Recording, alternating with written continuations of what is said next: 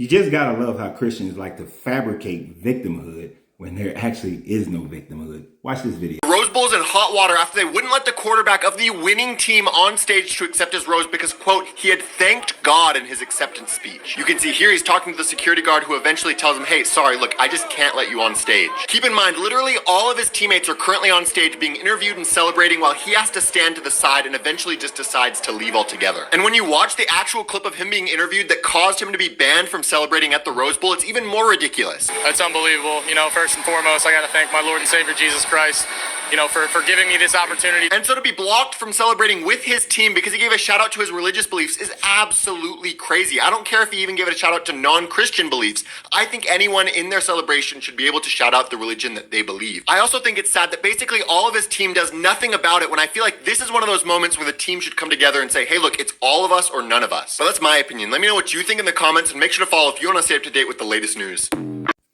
Isn't that just so tragic? Now, I saw that interview and I saw that he was thanking Jesus and so on and so forth and giving praise to his God, which is perfectly fine if that's how a person feels. I didn't see anything wrong with it. And of course, now the Christians are saying that the reason why he wasn't allowed to get up on that stage and he wasn't able to celebrate like everybody else is because they want to shut down Christianity because we are so victimized. And look at how they victimized this young man during the Rose Bowl. And let me show you how they just would not let him on that stage. Who wants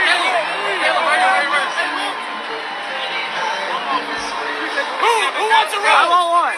Who wants a rose? You need a rose. You need a rose. You need a rose. You need a rose. You need a rose. You need a rose too. I don't know who you are, but you need a rose.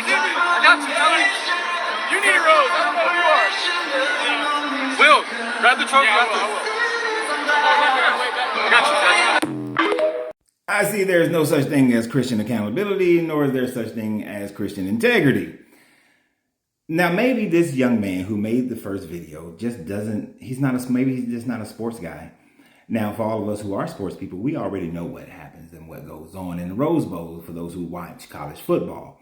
Now, for those of you who do not watch college football and do not understand some of the traditions of college football, but at the end of the Rose Bowl game, whichever team wins the Rose Bowl game, the first people who are allowed up on the stage are the coaches and the seniors, and then the juniors. They are the ones who are first let on the stage. Their quarterback is neither. Now, maybe that's why he wasn't allowed up there. The other reason is it's all or nothing. It's a 12-by-7 stage. You cannot get 53 plus players and coaches on the same stage on a 12-by-7 stage. So the security job was just simply doing his job. And if you listen to some of the other audio, he says that there's no room. There's not enough room. And of course, people were whining and saying that, well, his teammates should have supported him. They should have gave up their place on the stage so that the quarterback could get up there because he's the quarterback. Yes, the quarterback is the leader of the team.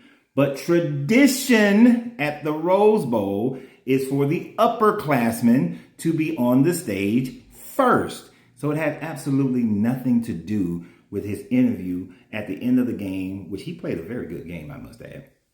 But at the end of the game of saying that he gave praise to Jesus and thank God and that so on and so forth. It had nothing to do with that. But this is how Christians like to play the victim role. They want to make it seem like Christianity is being attacked all over the world and that here in America, we're such an unchristian nation and disrespectful nation. If he was Muslim, they would have let him up there. But no, it had nothing to do with his interview. It had nothing to do with him stating his beliefs. And although that person is saying that, oh, anybody of any belief should be able to say what they want to say, he probably would have a problem if the guy was Hindi or if the guy was Muslim and he had given praises to Allah. He would have had a problem with that if he was in this religion. I say Hindi the first time, but in this religion, and he gave praises to Brahma. You would have had a problem, and you know it. And of course, if he was satanic and he had given praise to Lucifer, you would have had all kinds of problem with that one. I would love to see that happen, though, one day, just to see what the Christians' reactions would be. I think it would be golden, golden, golden. But this is how Christians love to feign victimhood and try to say that Christianity is under attack. Christianity is actually more under attack by those people who are Christian than people who are not Christian. The security guard was simply doing his job. And as far as the seniors and the other upperclassmen, it is unlikely that it is very difficult. I ain't gonna say unlikely, but it's very difficult for an upperclassman, especially a senior, to make it into the NFL. So this may be their last hurrah. And since this may be their last hurrah, they are taking the opportunity to celebrate their last hurrah on stage at the Rose Bowl, because most of them will not get into the NFL. Now, as far as this quarterback, you saw that he did get on stage. After the seniors and juniors left the stage, the coaches remained, and then, well, some of the staff remained, and then the underclassmen, which this quarterback is an underclassman, was allowed to be on the stage and have his Rose Bowl celebration. They do not build a stage for everybody to be on there. But once again, we see how Christians love to feign the victimhood, because somebody has to sit up here and cry wolf, because the reason, they need revelations to happen. They just want it to be so that Christians are so victimized that God's kingdom is now coming. Because look at how people are treating Christians, and it's just like the Romans. It's just like under Nero and some of the other Roman emperors in the in the second and third century. Well, Nero was first century, but you know what I mean. I believe that's fabricated in about Nero anyway. But we see how they are doing it. And I know somebody's going to say Nero's stuff wasn't fabricated, but none of the stories about Nero were written until the second century. So you can get off on that bullshit. This was a propaganda attempt to discredit the Julio-Claudians now that the Flavians were in power. But back to the story.